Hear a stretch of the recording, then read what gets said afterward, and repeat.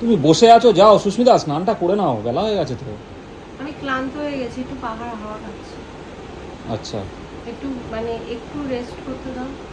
তা যাই হোক, আমাকে একটু জল খাওয়াও তো ফ্রিজ থেকে। ফ্রিজের জল সাধারণত খাই না, আজকে রেখেছি একটু, আমাকে একটু ঠান্ডা জল দাও।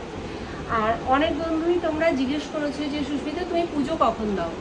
তা সত্যি কথা বলতে গেলে পুজো কোনো দিন সকালবেলা যদি আমি গা ধুয়ে নিই বা স্নান করে নিই, সেদিন সকাল সকাল পুজো দিয়ে নিই।